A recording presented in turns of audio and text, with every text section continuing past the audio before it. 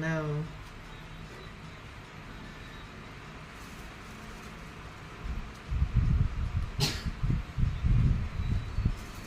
Are coming true, and I am deeply thankful.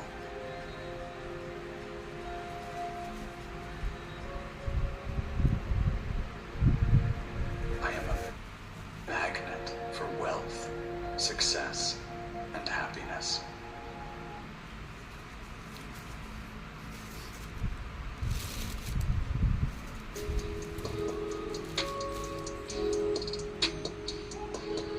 Every decision I make increases my wealth exponentially. I am deserving of billions, and I receive them now. My actions create constant prosperity.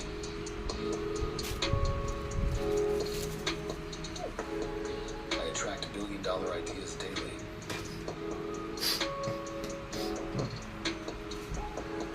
I am a visionary with limitless potential.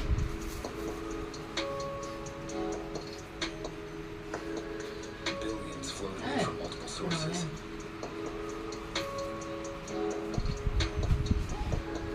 I am a อั powerhouse นนี้ of เก่งน่าจะ innovation ใส่ and เยอะ growth. อะแต่ว่าใส่วันเดียว My mindset is tuned to attract financial abundance. Every day, I build more wealth and influence. I am unstoppable in my pursuit of billions.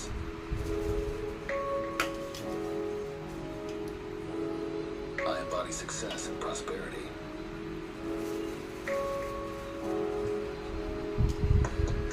I'm committed to achieving financial greatness. time to eat everyone My wealth is a tool for positive change in the world. I manifest wealth and abundance effortlessly. this is my library I'm a magnet for money.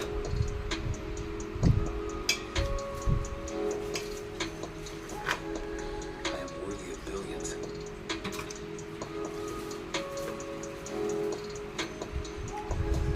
My potential to earn is unlimited.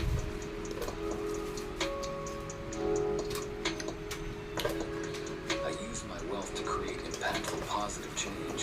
อันนี้เหมือนข้าวไลบรารีไทยเลย I'm always expanding my financial empire.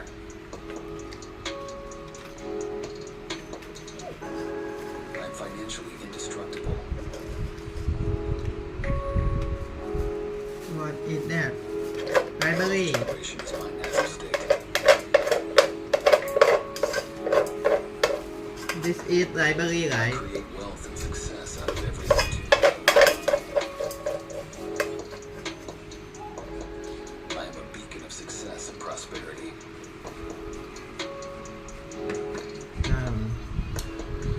My intuition leads me to lucrative opportunities. I am the architect of my financial destiny.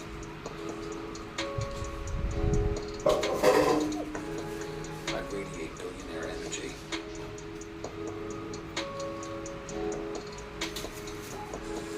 Every day, my wealth multiplies.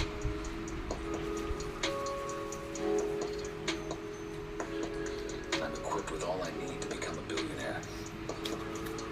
one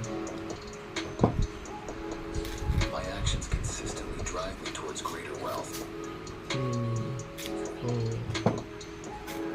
I'm 5 a master of wealth accumulation.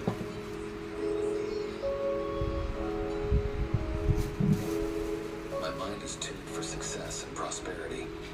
I love you everyone I see endless opportunities for wealth around me.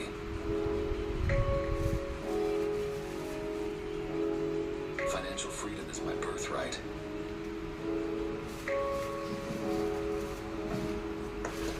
I am a dominant force in my พี่ไม่เบียดนะ เอาไว้ไหน My wealth allows me to live a life of extraordinary luxury. อ๋อโอเค I attract attract partnerships that multiply my wealth. จ้ะ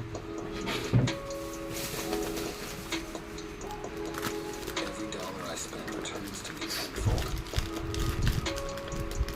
นะครับบานาน่าโอเค I am in perfect alignment with my billionaire destiny. this is chicken salad My wealth is built on integrity and excellence. อายุมันนี่87 บาท I'm always in the right place at the right time.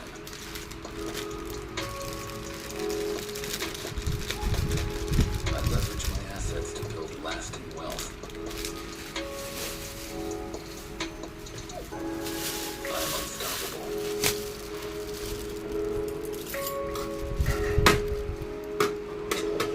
I transform every challenge into opportunity. I am the definition of success and prosperity. I'm grateful for my billionaire lifestyle. อือฮึ I am destined to be a billionaire. อืม yeah นี่ I attract wealth effortlessly. มันนะ อืม นะ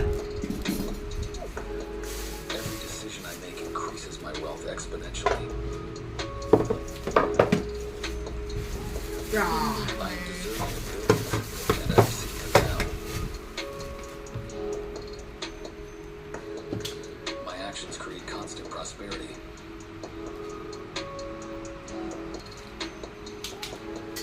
I attract billion-dollar ideas daily. พี่เชียร์สวัสดีครับ I'm a visionary with limitless สวัสดีจ้า potential. พีค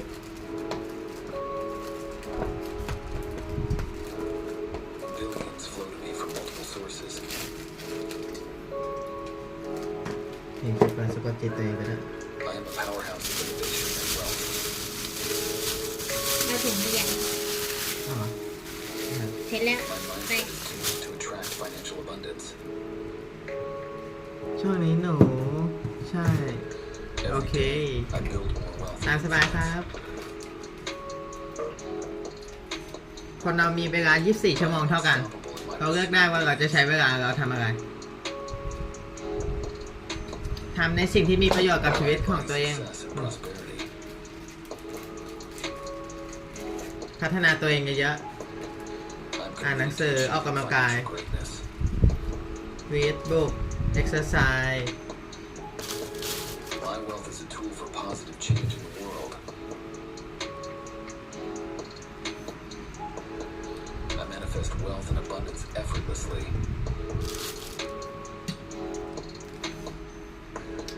I'm a magnet for money. อืม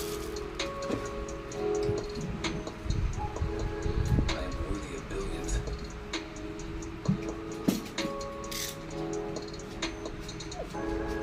My potential to earn is unlimited.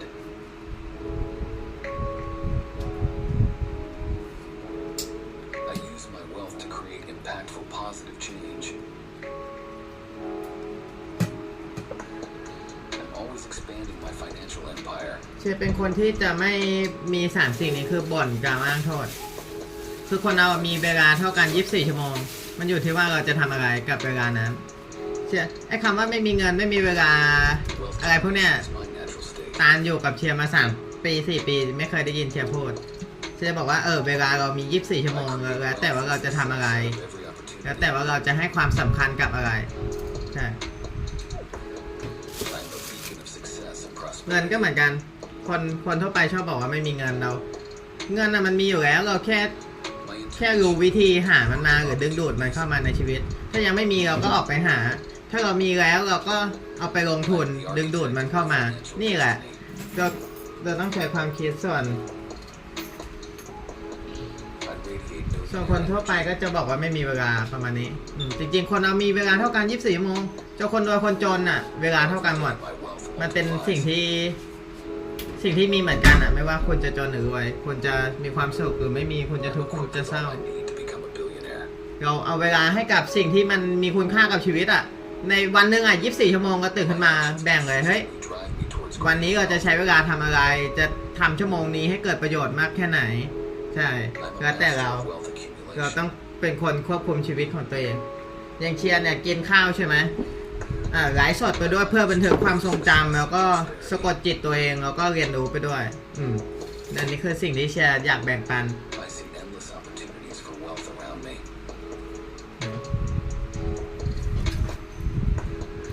Financial freedom is my birthright. ส่วนคนจะดูหรือไม่ดูก็ไม่เป็นไร เพราะว่าเชียร์เก็บเป็นความทรงจำอยู่แล้วเป้าหมายชีวิตเชียร์ก็คือต้องการสร้างชีวิตอมตะช่วยเหลือผู้คนให้มีชีวิตอมตะ To live a life of extraordinary luxury. I attract partnerships that multiply my wealth. You want to choose Every dollar I spend returns what to it me you do tenfold. in your time and I'm prioritizing in it perfect alignment with my billionaire destiny. choose what to eat My wealth And is built on choose integrity and excellence. to I am always in the right place Use at the right time. your time I leverage my assets to build lasting wealth. the best yeah I am unstoppable.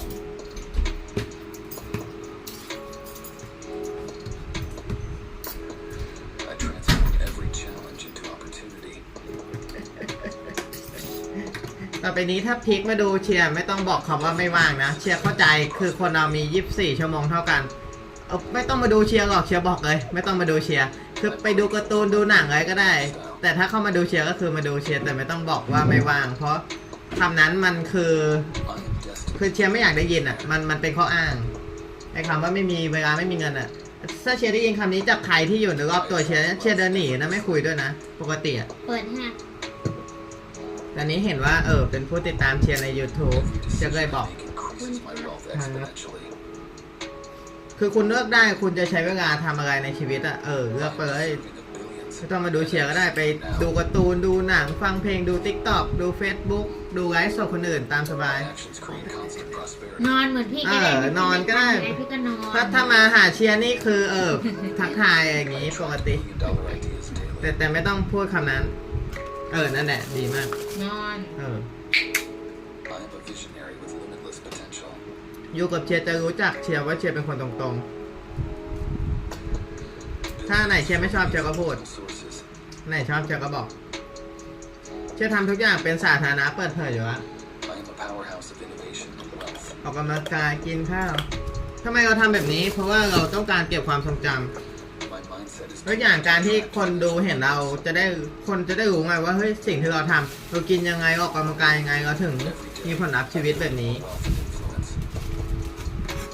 ถ้าเราไม่ไลฟ์สดใช่ไหมแน่นอน สมมติเราไปแอบนอนแอบงีบนั่งเล่นโทรศัพท์นอนเล่นอะไรเงี้ยไม่ได้พัฒนาตัวเองแต่นี่เราไลฟ์ตลอดให้ทุกคนเห็นความเคลื่อนไหวของชีวิตเราว่าเฮ้ย Success and prosperity. เราพัฒนาตัวเองนะ เรามุ่งมั่นกับความฝันเราจริงๆนะ ความฝันของเชียร์คือต้องการสร้างชีวิตอมตะ ต้องการช่วยเหลือมนุษยชาติให้เป็นอมตะ รวมถึงตัวเชียร์ด้วย ช่วยเหลือคนอื่นให้ For positive change. ร่ำรวยเดินทางท่องอวกาศท่องจักรวาลนี่คือความฝันเชียร์สร้างไทม์แมชชีนแน่นอนมันต้องใช้เวลาแต่เชียร์ลงทุนเวลาของเชียร์กับความฝันกับเป้าหมายตัวเองตลอด ไม่เคยยอม I'm แพ้ a magnet for money.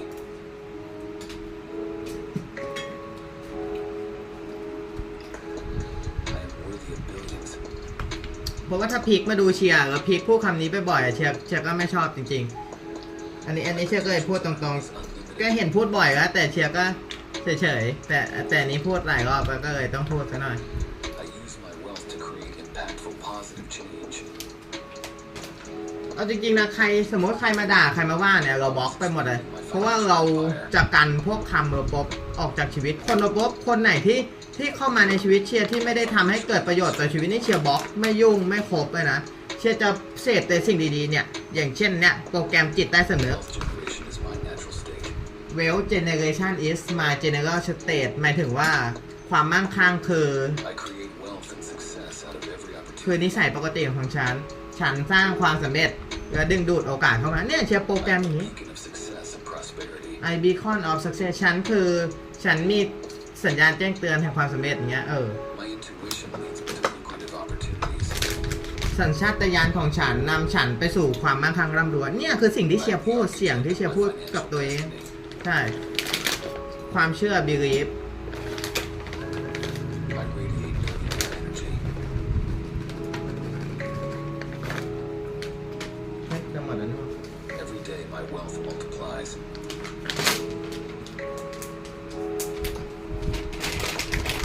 I'm equipped with all I need to become a billionaire.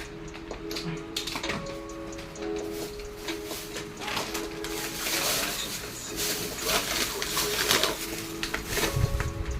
ใครที่ติดตามเชียร์ได้เนี่ยต้องเป็นคนที่ไม่ธรรมดาเท่านั้นใครธรรมดานี่ก็ติดตามเชียร์ได้เลยเพราะว่าเชียร์ต้องการเอ็กต้าออร์ดินารีโดดเด่น For success, คนที่สุดยอดพัฒนาตัวเอง ไม่บ่นกล่าวอ้างโทษ มุ่งมั่นกับความฝันความสำเร็จของตัวเอง wealth around me. เพราะเชียร์คือแบรนด์ของตัวเองเป็นแบบนี้ ใครที่ไม่ใช่แบบนี้ก็ติดตามได้เลยเชียร์ไม่เคยบอกให้มาติดตามผมเชียร์มีแต่บอกคนที่มาดูอ่ะใครไม่ใช่อย่าติดตาม ใครไม่คนจริงไม่แน่จริงอย่าติดตามเชียร์หรือใครที่ติดตามแล้วยังไม่รู้จักเชียร์ก็ติดตามได้เลยเพราะว่าเชียร์คือคนจริง นั่งสมาธิออกกำลังกายกินอาหารมีประโยชน์ เรียนรู้พัฒนาตัวเองตลอด ไม่เชื่อคำพูดเชียร์ดูได้ ในไลฟ์สดทุกอย่างมีลงไว้ตลอด ว่าทำจริง มุ่งมั่นสม่ำเสมอ Returns to me tenfold.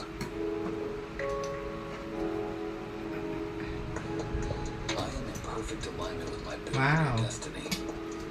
แล้วส่วนใหญ่เชียร์ก็จะพูดเป็นภาษาอังกฤษ แต่ถ้าเพื่อนๆคนดูพูดเป็นภาษาไทยมาเชียร์ก็จะตอบเป็นภาษาไทยเข้าใจนะพีค Right place at the right time.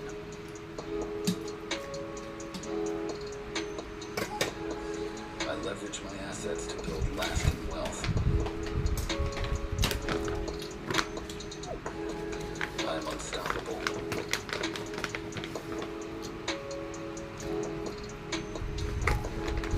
I transform every challenge into opportunity. การอยู่กับเชียร์มา 3-4 ปีเนี่ยไม่เคยเห็นเชียร์ฟังเรื่องระบบ I'm the ไม่เคยได้ยินเชียร์ฟังเรื่องพูดเรื่องระบบนินทาชาวบ้านพูดถึงคนโน้นคนนี้ไม่มี I'm grateful for my เรามุ่งกับความฝันต่างจะได้ยินเชียร์พูดถึงความสำเร็จ ความมุ่งมั่นวันนี้แผนในอนาคตยังไง วันนี้พัฒนาตัวเองยังไง วันนี้ก็เปลี่ยนแปลงตัวเองยังไงเฮ้ยตาลวันนี้ก็มีแผนจะเปลี่ยนแปลงตัวเองอย่างนั้นอย่างนี้ให้ดีขึ้นนะ ไม่ต้องให้ใครมาบอกว่าเราจะต้องอย่างนั้นอย่างนี้เราควบคุมชีวิตของเราดูว่าเป้าหมายของเราคืออะไร Every decision I make increases my wealth exponentially. เวลาไปไหนถ้ามีคนมาอยู่รอบข้างเชียร์ตันเขาก็ได้ยินตลอดว่าถ้าใครพูดระบบนี่เชียร์เดินหนีไม่ฟัง ร้านขายข้าวไหนที่เปิดแต่ข่าวเชียร์ก็ไม่เข้า Prosperity. คนไหนที่พูดแต่เรื่องระบบพลังตกข่าวเงี้ยเชียร์ก็ไม่คุยด้วย I attract $1 billion Đơn daily. ถ้าคนสนิทหน่อยเชียร์ก็จะบอกว่าเอาเปลี่ยนเรื่องได้ไหมเชียร์ไม่อยากฟังเรื่องระบบพูดแต่เรื่องที่มีพลังบวกประมาณนี้เราคือตัวตนอย่างนี้อันนี้คือแบรนด์ของเชียร์แบรนด์ของเชียร์คือจักรวาลกฎแห่งแรงดึงดูดนี่ผู้ติดตามเชียร์คอนเทนต์ของเชียร์คือคอนเทนต์ที่มีพลัง I am a เชียร์จะดึงดูด attract the people that success that powerful mindset is tuned to attract financial abundance. and healthy สุขภาพดี Every เรา day, choose I what build I eat wealth เรา and เลือกสิ่งที่เรากิน influence. I am unstoppable. choose what the way we think about of ourselves เลือกสิ่งที่เราคิดกับตัวเราเอง สิ่งที่เราพูด ดูสิ ดูคำที่เชียร์พูดออกมา ทุกคำนี่เชียร์กลั่นกรองออกมาหมดแล้วนะ เพื่อนๆจะหาคนที่พูดแบบนี้จากรอบตัวไม่มีนะ ต้องเชียร์หรือว่าคนที่ประสบความสำเร็จใน YouTube ถึงจะได้ยินคำนี้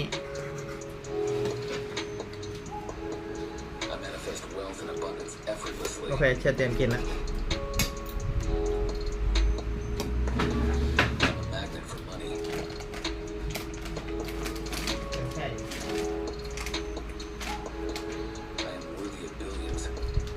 เวลาถ้ามาเจอเชียร์บอกว่า เป็นไงบ้างวันนี้สุดยอดเลยค่ะ สบายมากค่ะพี่เชียร์สบายมากครับพี่เชียร์ผมมีความสุขมากครับพี่เชียร์ I'm happiness I'm powerful นี่อย่างนี้พี่เชียร์เป็นไงบ้างครับยอดเยี่ยมมากวันนี้เป็นวันที่สุดยอด I'm excellent I'm outstanding ต้องงี้คือว่าเราส่งพลังให้เขาเขาส่งพลังกลับมาเราส่งพลังให้เขาอย่างนี้สิไม่ใช่ว่า I'm not here to tell you how to live your life.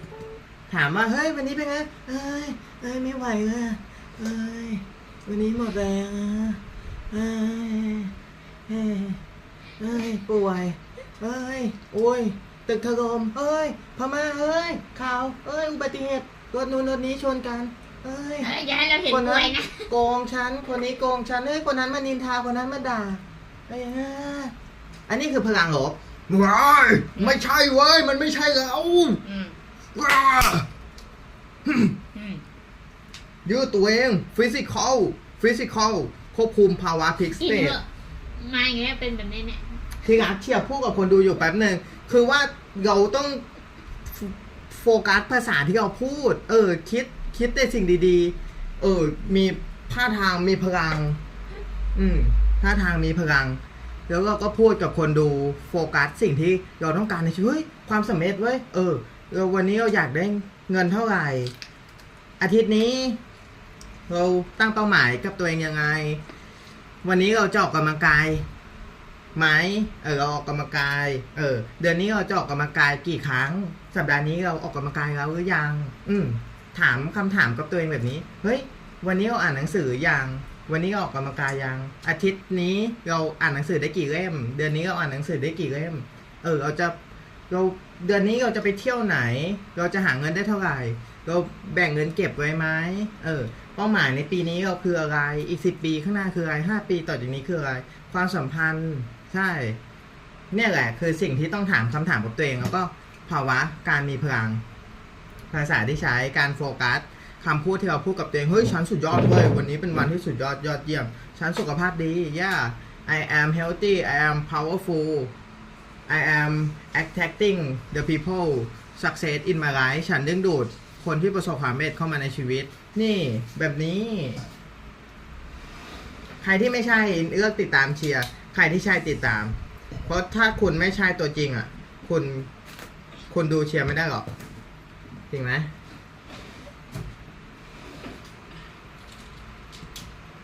That's your business and no one else's. But here's a question worth asking. Why do some people achieve massive success, while most never even get close? The answer can be found in one word: mindset. The way you think controls everything. What opportunities you see, what actions you take, and ultimately what results you get. If you believe success is out of reach, it always will be. But if you rewire your thinking, everything changes.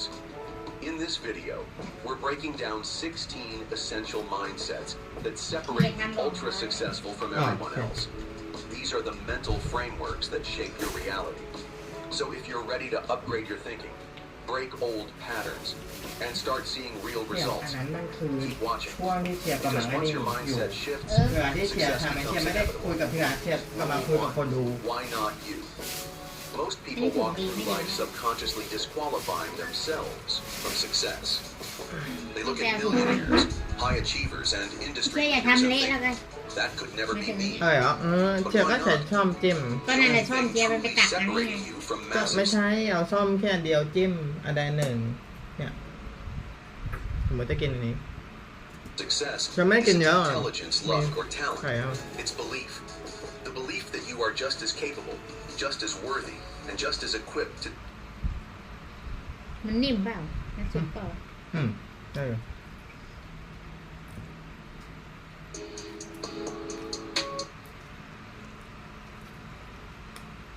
Require a book 100 times the size of this one. My analysis work proved that there are 30 major reasons for failure and 13 major principles through which people accumulate fortunes.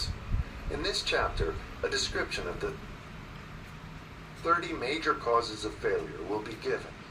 As you go over the list, check yourself by it, point by point, for the purpose of discovering how many of these causes of failure stand between you and success.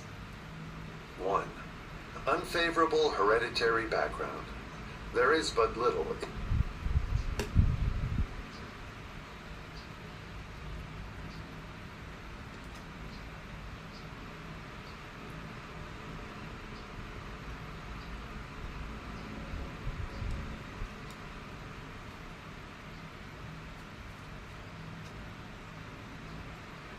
If anything, which can be done for people who are born with a deficiency in brain power. This philosophy offers but one method of bridging this weakness, through the aid of the mastermind. Observe with profit, however, that this is the only one of the 30 causes of failure which may not be easily corrected by any individual.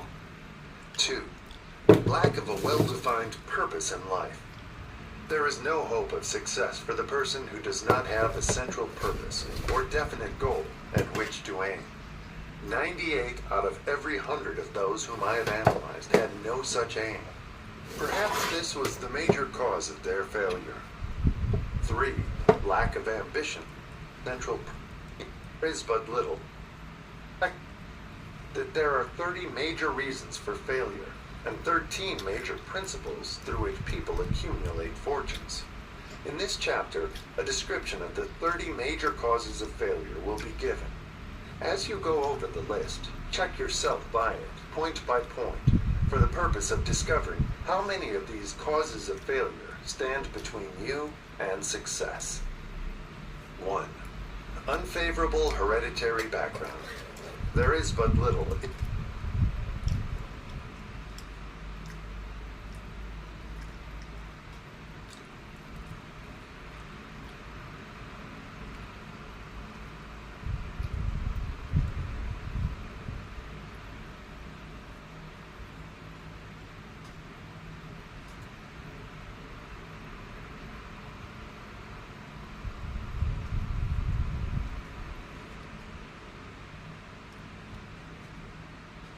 If anything, which can be done for people who are born with a deficiency in brain power. This philosophy offers but one method of bridging this weakness, through the aid of the mastermind. Observe with profit, however, that this is the only one of the 30 causes of failure which may not be easily corrected by any individual. 2. Lack of a well-defined purpose in life. There is no hope of success for the person who does not have a central purpose or definite goal at which to aim. 98 out of every 100 of those whom I have analyzed had no such aim. Perhaps this was the major cause of their failure. 3. Lack of ambition to aim above mediocrity. We offer no hope for the person who is so indifferent as not to want to get ahead in life, and who is not willing to pay the price. 4. Insufficient education. This is a handicap which may be overcome. Get ahead.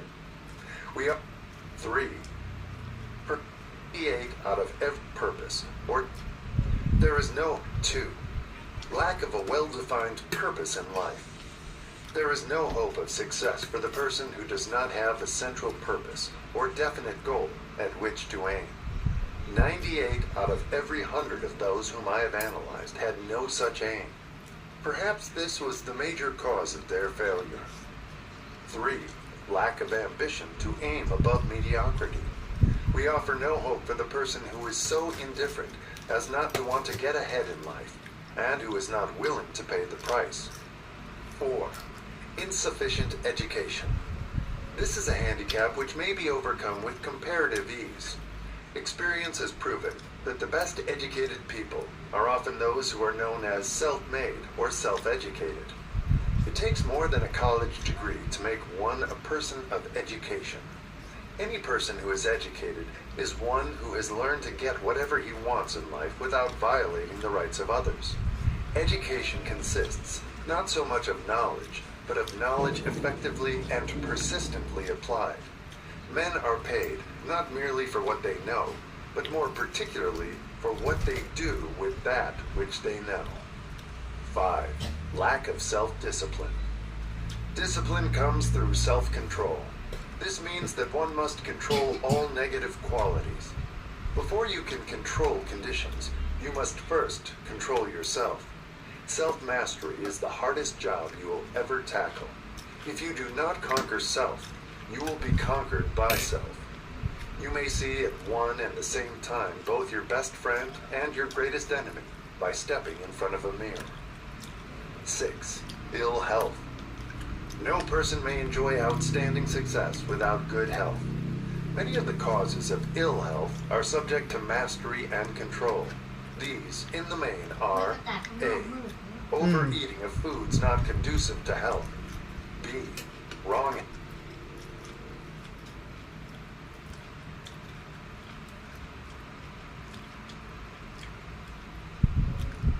habits of thought, giving expression to negatives. C. Wrong use of and overindulgence in sex. D. Lack of proper physical exercise.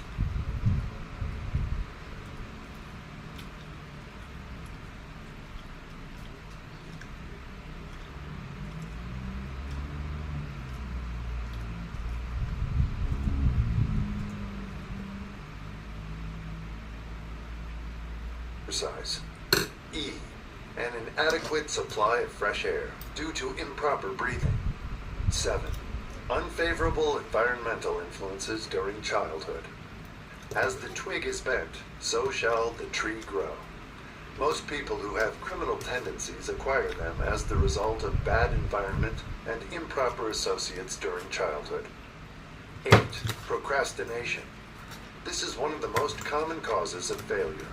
Old man procrastination stands within the shadow of every human being, waiting his opportunity to spoil one's chances of success. Most of us go through life as failures because we are waiting for the time to be right to start doing something worthwhile. Do not wait. The time will never be just right. Start where you stand and work with whatever tools you may have at your command, and better tools will be found as you go along. 9. Lack of persistence. Most of us are good starters, but poor finishers of everything we begin. Moreover, people are prone to give up at the first signs of defeat. There is no substitute for persistence. The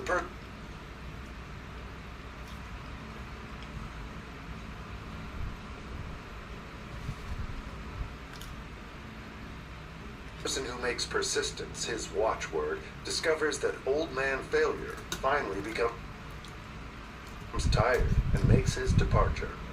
Failure cannot cope with persistence.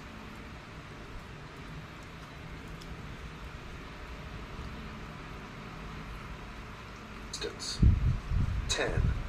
Negative personality. There is no hope of success for the person who repels people through a negative personality.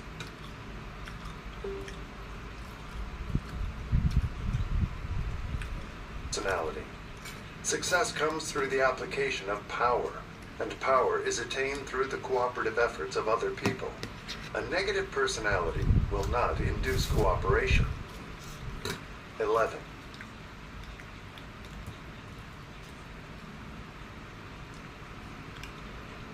Lack of controlled sexual urge. Sex energy is the most powerful of all the stimuli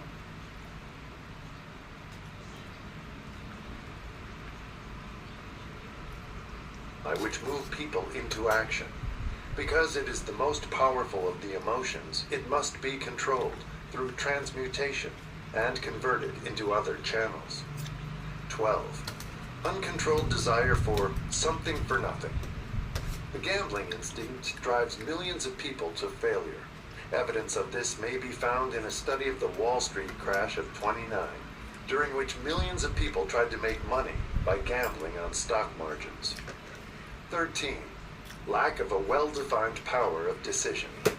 Men who succeed reach decisions promptly and change them, if at all, very slowly.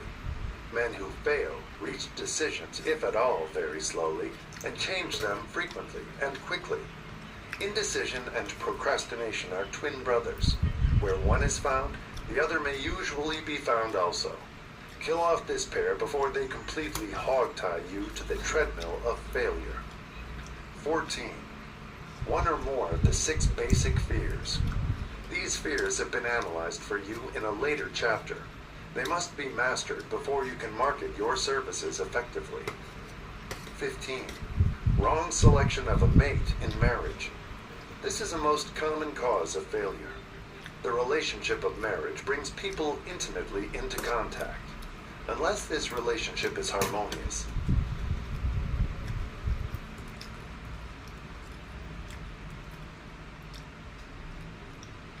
failure is likely to follow. Moreover, it will be a form of failure that is marked by misery and unhappiness, destroying all signs of ambition. 16. Overcaution. The person who takes no chances generally has to take whatever is left when others are through choosing. Overcaution is as bad as undercaution. Both are extremes to be guarded against.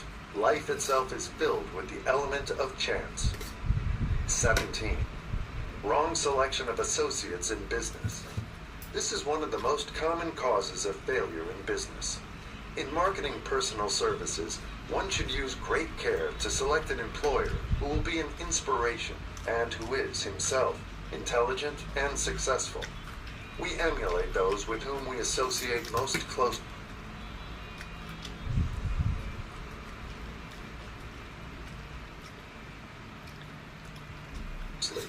Pick an employer who is worth emulating. 18. Superstition and prejudice. Superstition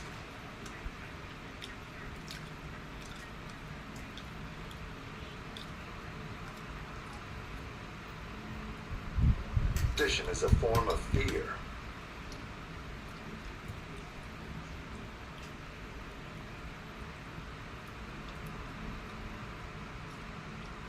It is also a sign of ignorance.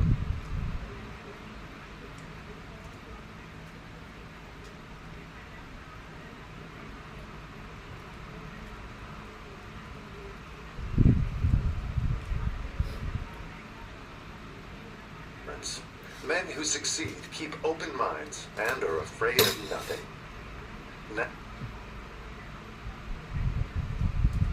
19. Wrong selection of a vocation. No man can succeed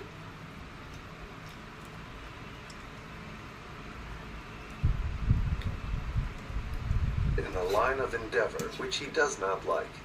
The most essential step in the marketing of personal services is that of selecting an occupation into which you can throw yourself wholeheartedly. 20. Lack of concentration of effort. The jack of all trades seldom is good at any. Concentrate all of your efforts on one definite chief aim. 21. The habit of indiscriminate spending. The spendthrift cannot succeed, mainly because he stands eternally in fear of poverty. Form the habit of systematic saving by putting aside a definite percentage of your income. Money in the bank gives one a very safe foundation of courage when bargaining for the sale of personal services. Without money, one must take what one is offered and be glad to get it. 22. Lack of enthusiasm. Without enthusiasm, one cannot be convincing. Moreover, enthusiasm is contagious, and the person who has it under control is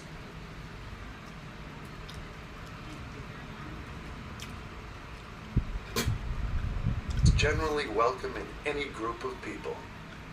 23. Intolerance. The person with a closed mind on any subject seldom gets ahead. Intolerance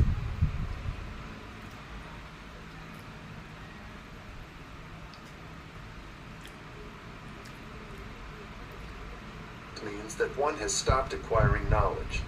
The most damaging forms of intolerance are those connected with religious, racial, and political differences.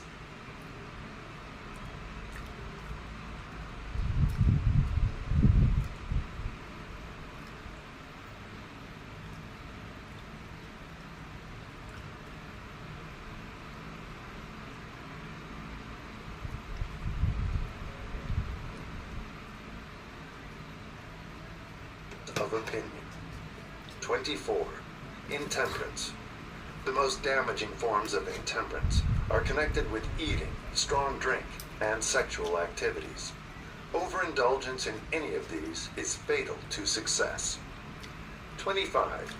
Inability to cooperate with others. Overindulgence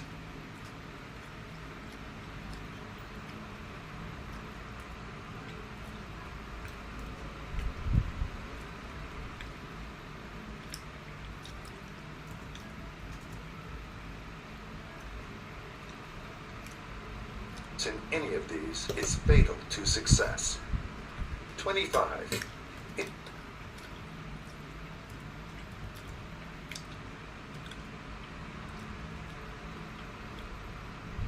Inability to cooperate with others. More people lose their positions and their big opportunities in life because of this fault than for all other reasons combined. It is a fault which no well-informed businessman or leader will tolerate. 26. Possession of power that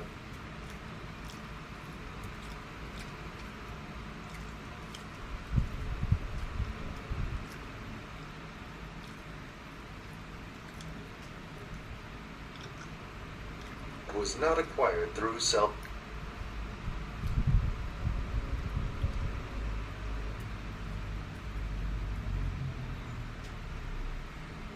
effort. Sons and daughters of wealthy men and others who inherit money which they did not earn.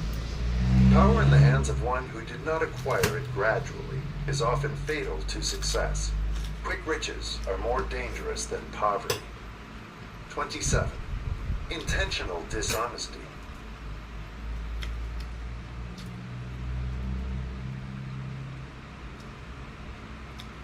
There is no substitute for honesty. One may be temporarily dishonest by force of circumstances over which one has no control, without permanent damage.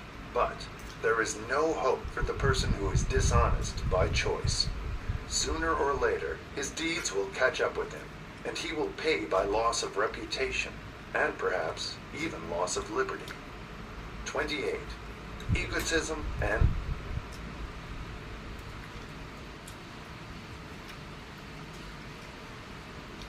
vanity. These qualities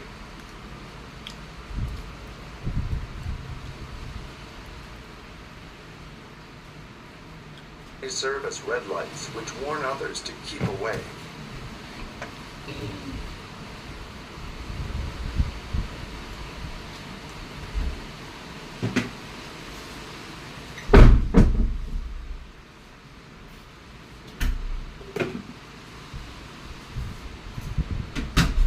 They are fatal to success. 29. Guessing instead of thinking. Most people are too indifferent or lazy to acquire facts with which to think accurately. They prefer to act on opinions created by guesswork or snap judgments. 30. Lack of capital. This is a common cause of failure among those who start out in business for the first time, without sufficient reserve of capital to absorb the shock of their mistakes, and to carry them over until they have established a reputation. 31. Under this, name any particular cause of failure from which you have suffered that has not been included in the foregoing list. In these 30 major causes of failure is found a description of the tragedy of life, which obtains for practically every person who tries and fails. It will be helpful if you can induce someone who knows you well to go over this list with you and help to analyze you by the 30 causes of failure. It may be beneficial if you try this alone. Most people cannot see themselves as others see them. You may be one who cannot. The oldest of admonitions is, man, no.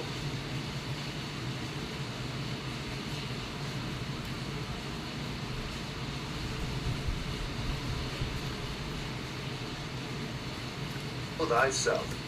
If you market merchandise successfully, you must know the merchandise. The same is true in marketing personal services. You should know all of your weaknesses in order that you may either bridge them or eliminate them entirely. You should know your strength in order that you may call attention to it when selling your services. You can know yourself only through accurate analysis. The folly of ignorance in connection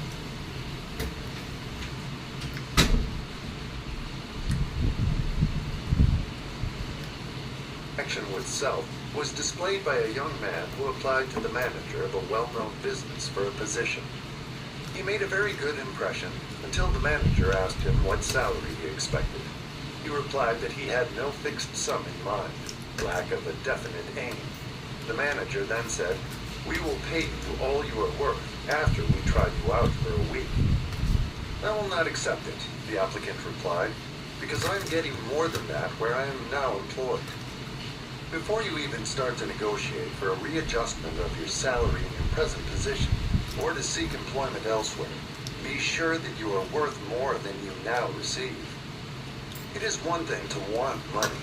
Everyone wants more. But it is something entirely different to be worth more. Many people mistake their wants for their just dues. Your financial requirements or wants have nothing whatever to do with your worth. Your value is established entirely by your ability to render useful service or your capacity to induce others to render such service. Take inventory of yourself. 28 questions you should answer. Annual self-analysis is an essential in the effective marketing of personal services, as is annual inventory in merchandising. Moreover, the yearly analysis should disclose a decrease in faults and an increase in virtues. One goes ahead, stands still, or goes backward in life. One's object should be, of course, to go ahead. Annual self-analysis will disclose whether advancement has been made, and if so, how much. It will also disclose any backward steps one may have made. The effective marketing of personal services requires one to move forward, even if the progress is slow. Your annual self-analysis should be made at the end of each year, so you can include in your New Year's resolutions any improvements which the analysis indicates should be made. Take this inventory by asking yourself the following questions.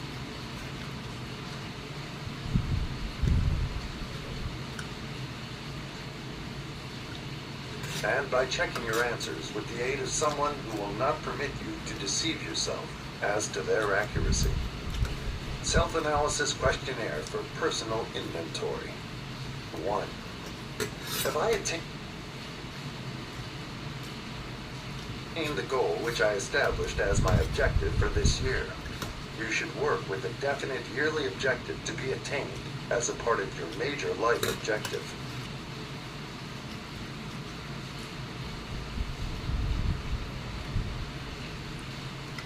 2.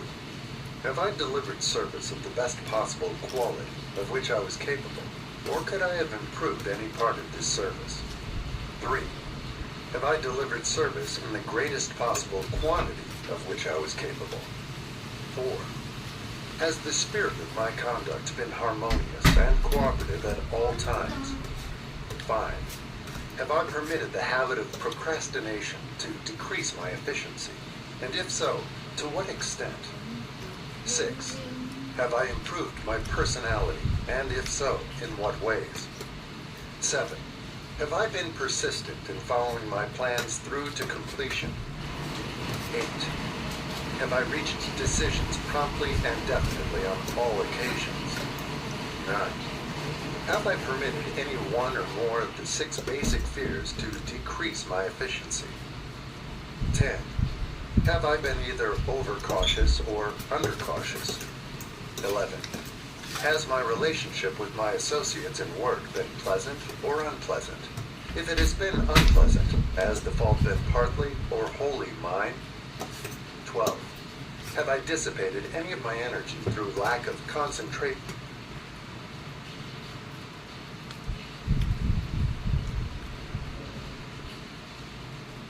of effort? 13. Have I been open-minded and tolerant in connection with all subjects? 14. In what way have I improved my ability to render service? 15. Have I been intemperate in any of my habits? 16. Have I been temperate in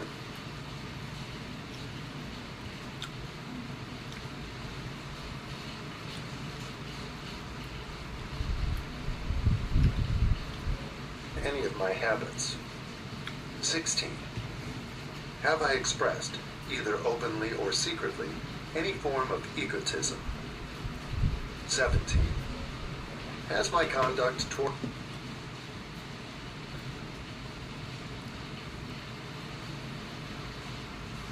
my associates been such that it has induced them to respect me? 18. Have my opinions and decisions been based upon guesswork or accuracy of analysis and thought?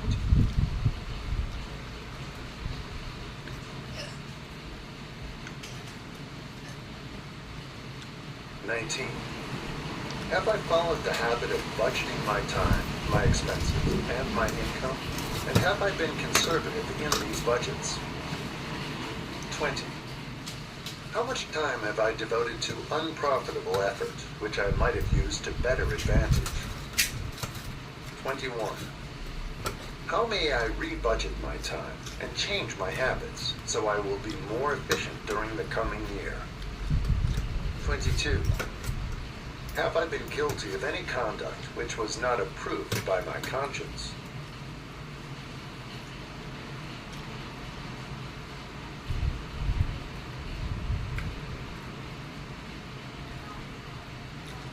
23.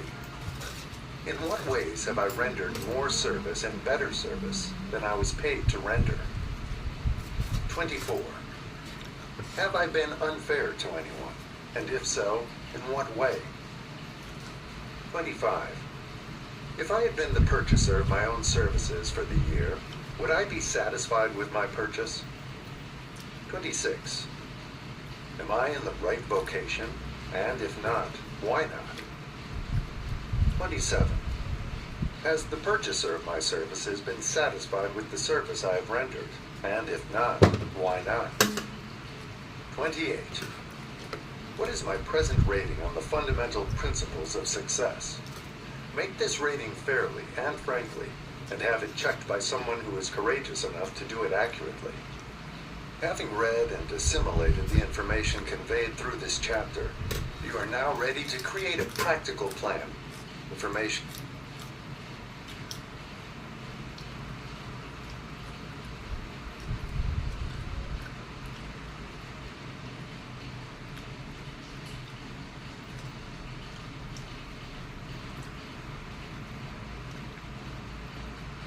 conveyed through this chapter, you are now ready to create a practical plan for marketing your personal services.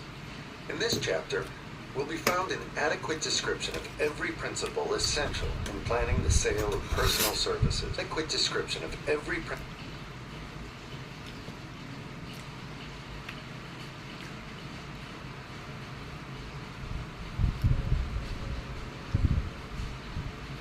principle essential in planning the sale of personal services, including the major attributes of leadership, the most common causes of failure in leadership, a description of the fields of opportunity for leadership, the main causes of failure in all walks of life, and the important questions which should be used in self-analysis. This extensive and detailed presentation of accurate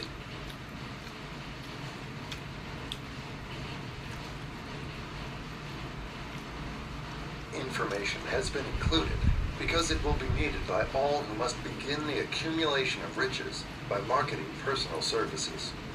Those who have lost their fortunes and those who are just beginning to earn money have nothing but personal services to offer in return for riches. Therefore, it is essential that they have available the practical information needed to market services to best advantage. The information contained in this chapter will be of great value to all who aspire to attain leadership in any calling. It will be particularly helpful to those aiming to market their services as business or industrial executives. Complete assimilation and understanding of the information here conveyed will be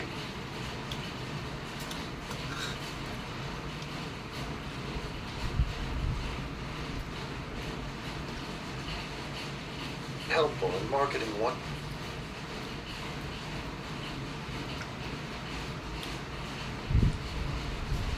own services, and it will also help one to become more analytical and capable of judging people. The information will be priceless to personnel directors, employment managers, and other executives charged with the selection of employees and the maintenance of efficient organizations. If you doubt this statement, test its soundness by answering in writing the 28 self-analysis questions. That might be both interesting and profitable, even though you do not doubt the soundness of the statement.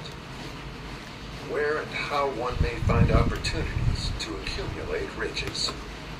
Now that we've analyzed the principles by which riches may be accumulated, we naturally ask, where may one find favorable opportunities to apply these principles? Very well, let us take inventory and see what the United States of America offer the person seeking riches, great or small. To begin with, let us remember, all of us, that we live in a country where every law-abiding citizen enjoys freedom of thought and freedom of deed unequaled anywhere in the world. Most of us have never taken inventory of the advantages of this freedom. We have never compared our unlimited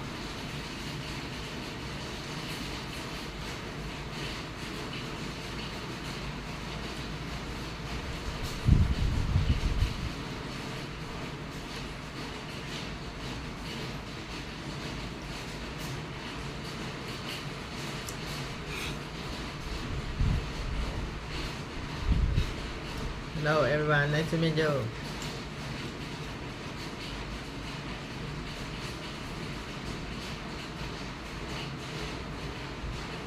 So I'm going to talk about this here. This is book number 2 in the Rich Dad series. A book is called The Cash Flow Quadrant. And people say this book changed their lives when they read that book. So if you're happy just being an employee or self-employed, fine. But most people want to shift over to the B and the I side. So I'm going to talk about that today. Again, it's book number 2 in the Rich Dad series. So when I was a kid, my mom and dad kept pressuring me this, but I always wanted to move over here. I doesn't mean investor, it means inside investor. When you're an inside investor, it doesn't mean invest.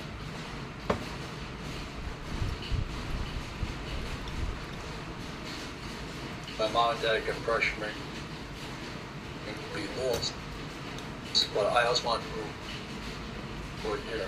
I doesn't mean an investor, it means inside investor. When you're an inside investor, call and spell. Over here is the capitalist side. So I always want to be on the inside of the deal. I put the deal together. When Kenny and I put our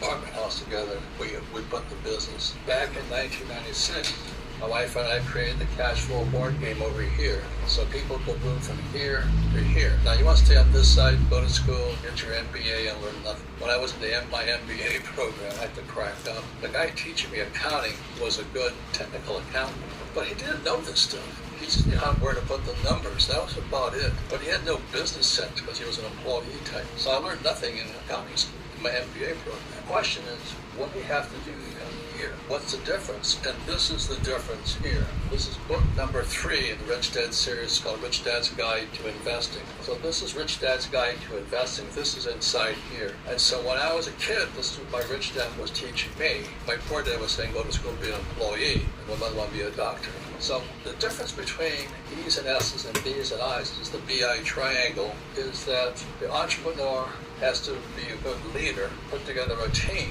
and a mission. So the mission of the Rich Dad Company is to elevate the financial well-being of humanity. When I joined the Marine Corps, first word was mission.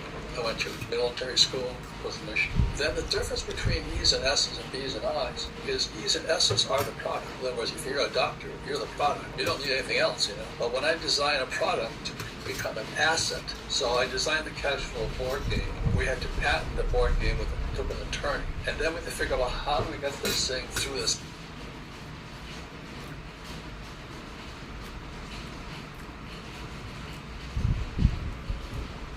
systems. What system are we going to use? So entrepreneurs oftentimes build systems. That's what Jeff Bezos did and those guys. They built Amazon. It's a system. Or you look at Uber, it's a system. Or Airbnb, it's a system. And then you have to be a good communicator. This is called sales, marketing. And that produces cash flow. So the difference between E's and S's and B's and I's have to be this side. P's and S's are oftentimes one of these people.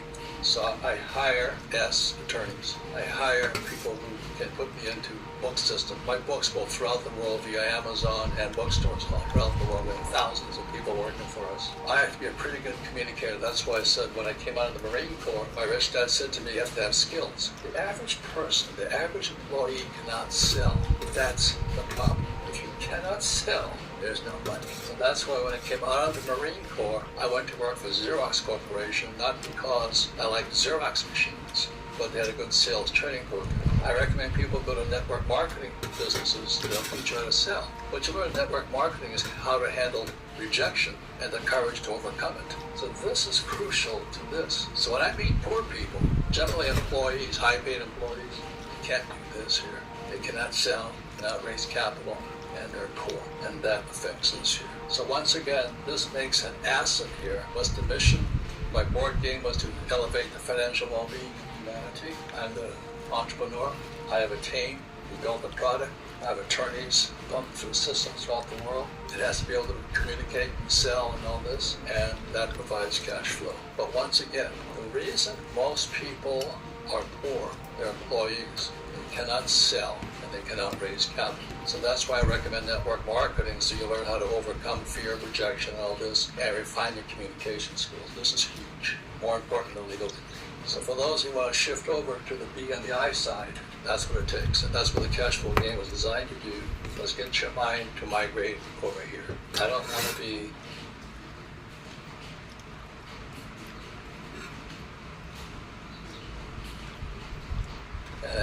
I don't want to be I didn't want to be a capitalist. And that's what we teach. So we just created this board game in 1996. The problem was, it was hard for people to understand what this game was about. So that's why in 1997, I wrote this book here, Rich Dad, Poor Dad. So I'm in this little series here explaining why games awaken your financial genius. Like I learned about money playing Monopoly. My poor dad was a school teacher. You've got to get good grades, get a good job. And my rich dad was my best friend's father says, you won't get rich working for money. So I don't understand that. Because as kids, we're programmed to go to school and get a job, to work for money. He says the rich don't work for money. And so that was kind of the start of it. So my rich dad, when I was 10 years old, started teaching his son, who was my best friend. We're 10 years old, growing up in Hawaii, and we're playing Monopoly. So the deal was with my rich dad, I had to work for him for free, and he would teach me to be rich. So I go to he owned hotels and he owned convenience stores and he had a lot of little businesses. So I go to my rich dad, I pick up cigarette butts around his place, break his lawn, paint things, we're just 10 years old, did simple jobs. And then my rich dad says, okay, I'm not going to pay you. Now my poor dad was a school teacher, went nuts. You can't not pay somebody. You have to pay people. And that's why I learned the rule I learned from my rich dad, the rich don't work for money. And that was big. It was a change in my mindset. So rich dad says, I will teach you how to be a rich man playing Monopoly. So we go down there once or twice a week. We'd work for about an hour, and then rich dad would break out his game of Monopoly. And he'd teach us to be rich people. And we all know the formula for Monopoly. It's 4 greenhouses, red hotel. So I asked my rich dad, I said, is that what you do in real life? He goes, yeah, we were sitting in his hotel. And I couldn't see it because all I was programmed to do was go to school, get good grades, get a job, save money, get out of debt. You don't get rich that way. So we play Monopoly, and today I own the hotel we're on right now. I own hotels on that side, I own hotels in the mountains. I own 15,000 rental units. All I'm doing in real life is playing Monopoly. So that's how you get rich too, because games are your best teacher. Think about this. Could you imagine trying to learn to play golf without a golf club or without golf balls? Well, that's what schools trying to tell you to do. Schools tell you like this. They sit there. Well, let me tell you about the moving averages. We're talking about this. That. You don't learn anything. It's like saying, well, you should learn how to putt a ball straight. How do I putt a ball straight? You get a putter and you putt. Look at Tiger Woods. If he had a golf club in his hand, I think starting at 7, he wouldn't be the greatest golfer on earth. But what our stupid school system is trying to do is teach you to play golf without a golf club, without a golf ball, without a golf course. They want to do this talking. Fuck you! Talk. I took school, but that's why people are not rich. They learn from talking heads. YouTube's filled with them. I call them the chihuahuas. They all the details. Well, today, Let's put them down. Just tell me what to do.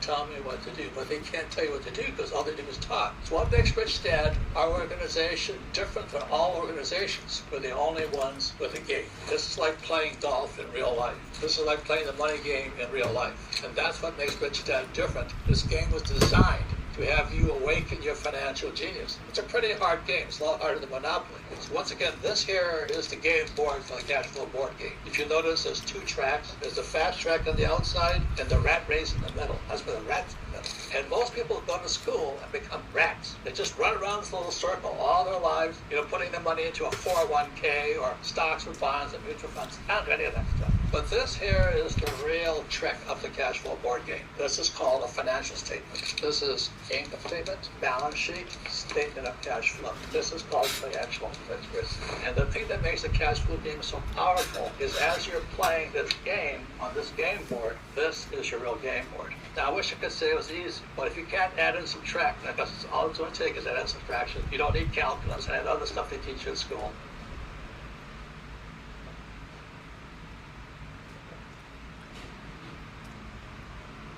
Hello, Robert Kiyosaki. I'm going to go over Rich Dad 101. Why the rich are getting richer and the poor middle class are getting poorer. One of the main reasons, if you read Rich Dad, Poor Dad, this is trash. This is the money. And the people that work for this go broke. They're the poorest people. After I'd been here, I don't know, 2 or 3 weeks, I went to Bill and said, look, we were 30 people at the time, and I said, we need 18 people. Steve, I didn't ask you to drop out to bankrupt this company. And I was living with Bill, and we didn't speak for 3 days. That's Steve Ballmer, Microsoft CEO from 2000 to 2014, and my former boss. As Microsoft celebrates its 50th anniversary, I sat down with Steve. We talked about his 34-year tenure at the company, a time when it went from having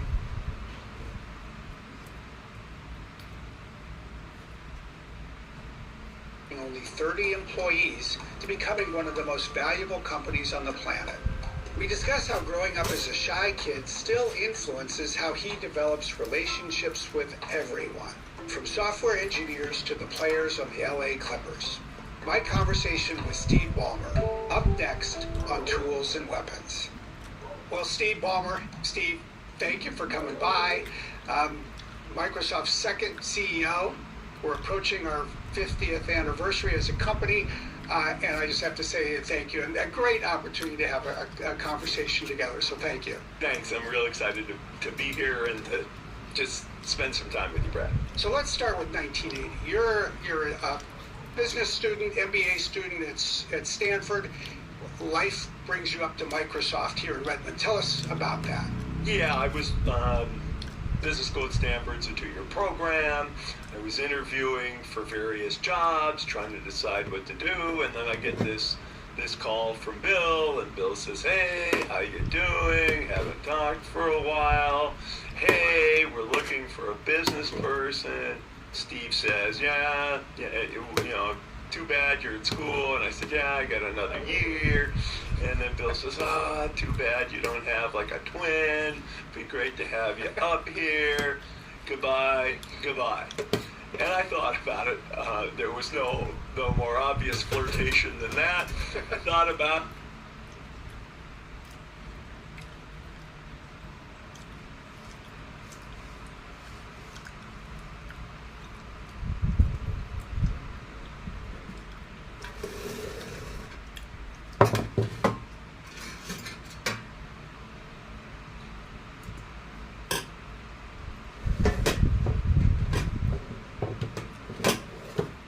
and said, Bill's the smartest guy I know. This might be a cool thing to work with Bill. We kind of worked it out. The deal was I'd come, I'd drop out and be here. But if by the end of the first summer, either he was unhappy with me, he could fire me, no harm, no foul. And if I was unhappy, I could quit.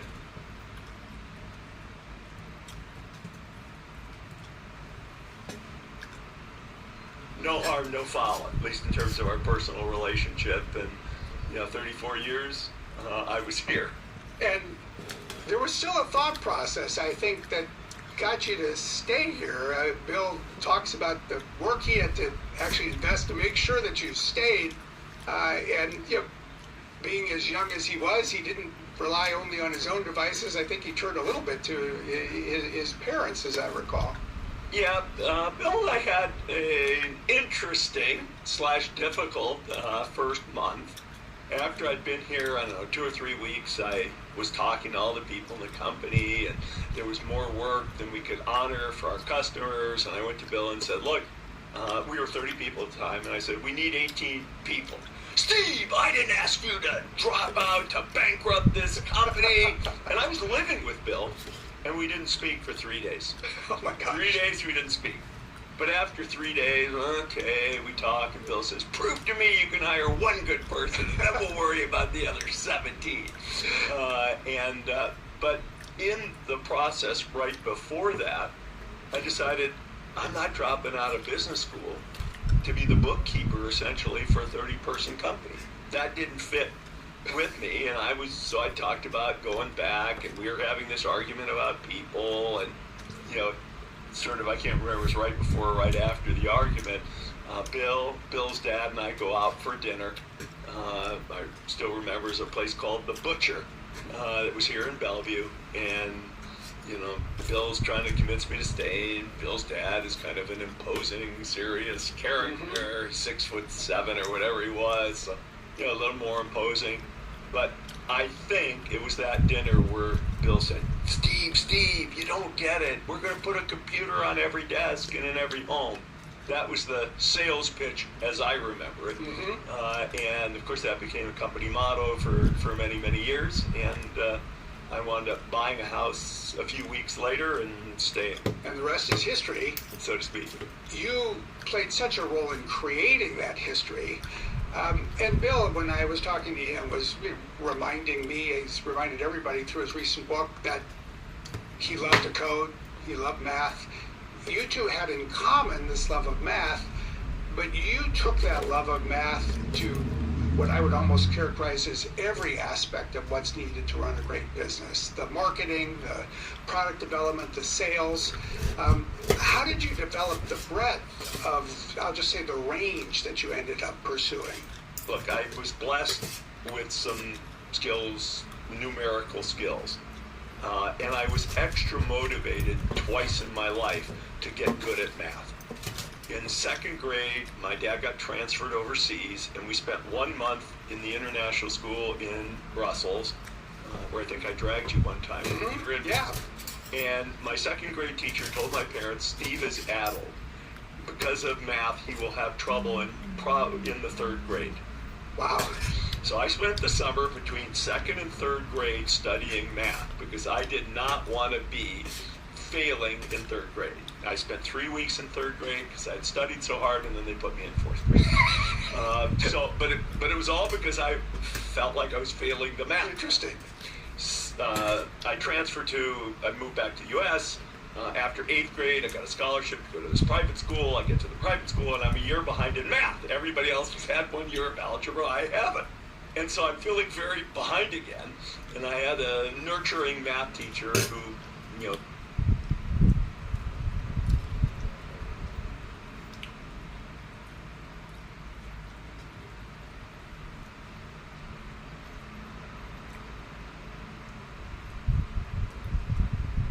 sort of in March said, I think if you wanted to, we could do Algebra 2 while we're finishing up Algebra 1, and then you would catch up with the rest of the kids.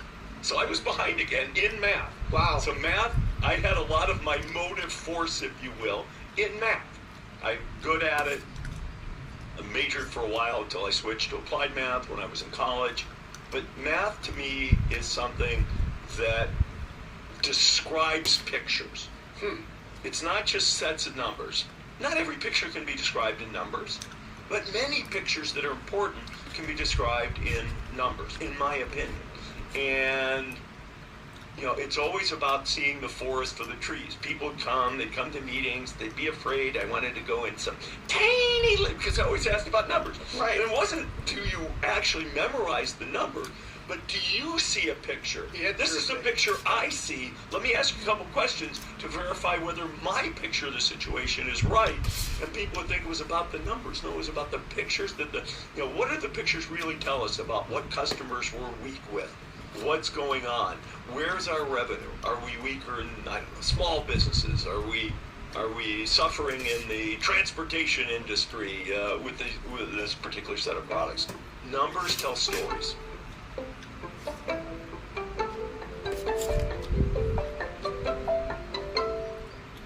I want to go to your years as CEO. Starting in 2001, 2000, I guess it was 2000. January of 2000. Yeah, having been, I started reporting to you directly in November 2001. It was an extraordinary period, going all the way up to basically February of 2014. Okay. The Thank company you very much. enjoyed really, uninterrupted growth. The company's revenue tripled. Depending on how you account for stock compensation, the company's profit grew even more. But there were so many challenges as well, because by then Microsoft was sort of on the king of the hill, and there were so many people always trying to sort of knock us off that pedestal. How do you think about sort of what the most sort of rewarding triumphs were, the hardest challenges during that period of time? Bill and I flipped. I became CEO. Bill became chief software architect. And then you realize there's a difference mentally that nobody can prepare you for, which is absolutely the buck stops with you. You own, no matter what you think. When you're not CEO, you wind up deferring. When you are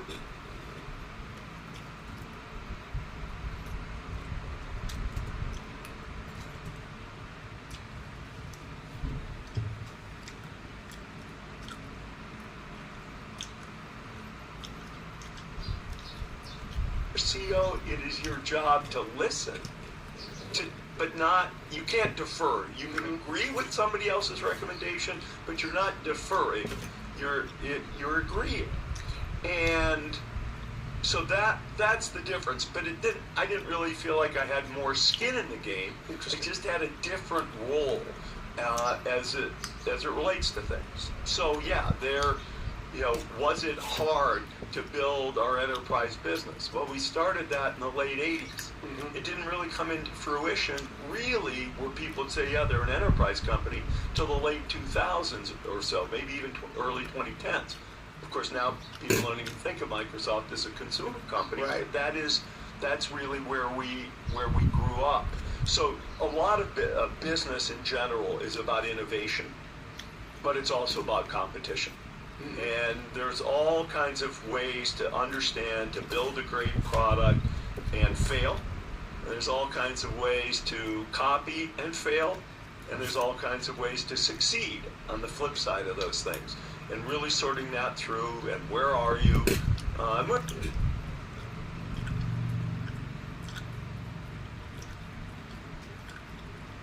It was a fabulous run.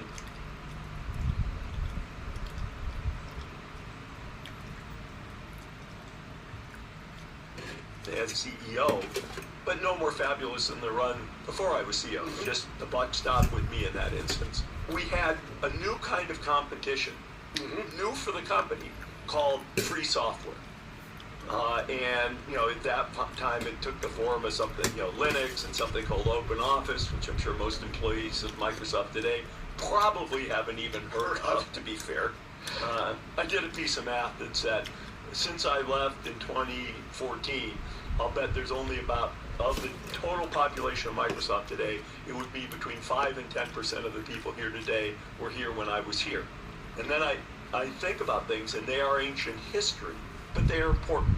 So you say, you go from competition to competing against something free. Wow. That was a different way to have to think about things. It was a different, how do you beat free? And price isn't the only thing, but we went through that, and thank God we were successful. If we're not successful, the company's not sitting here with an Office business, let alone a Windows business. let alone a server business, because Linux and Open Office, that was the heart and soul of a competitive attack.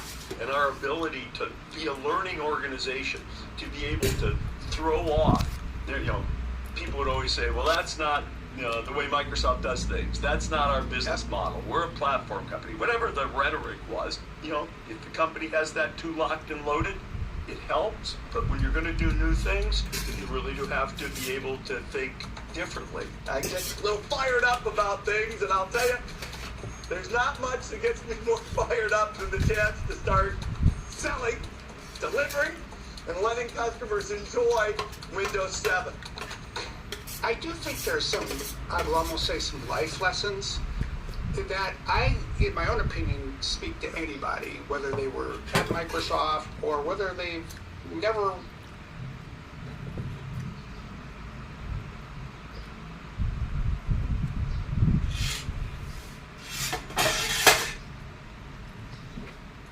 เบิร์ดบอกให้เพิ่มแท็กเลยครับเธอนอนแล้วเหรอ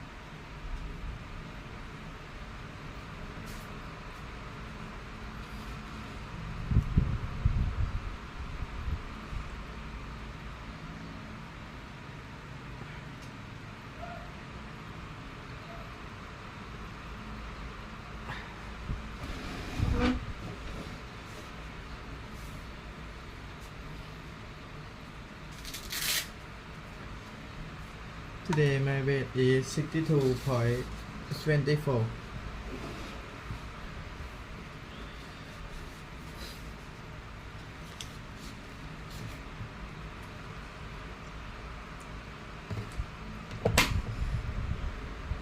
I want to go to restroom.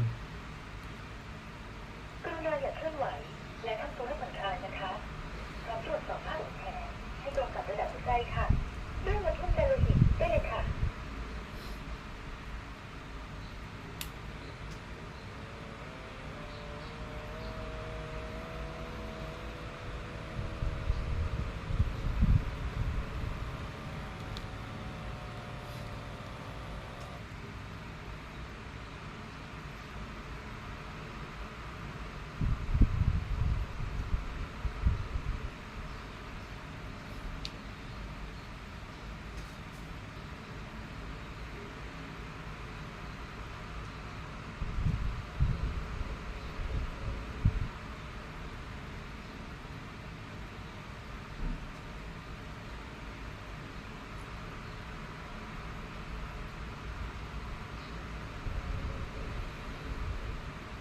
ค่าความดันโลหิตขณะหัวใจติดตัวหรือข้างบนของคุณคือ140มิลลิเมตรต่อค่าความดันโลหิตขณะหัวใจคลายตัวหรือข้างล่างของคุณคือ80มิลลิเมตรต่ออัตราการเต้นของหัวใจต่อนาทีของคุณ71คือเสร็จสิ้นการวัดความดันโลหิตแล้วค่ะตามมาตรฐานองค์การอนามัยโลกผลการวัดความดันโลหิตของคุณสูงค่ะหากค่าความดันโลหิตของคุณมีระดับสูงหรือต่ำกรุณาพบแพทย์เพื่อตรวจสุขภาพและเพื่อความปลอดภัยค่ะขอบคุณสำหรับการใช้งานค่ะขอให้คุณมีสุขภาพที่ดีนะคะ I know why my pressure is high because of I just finished my eating.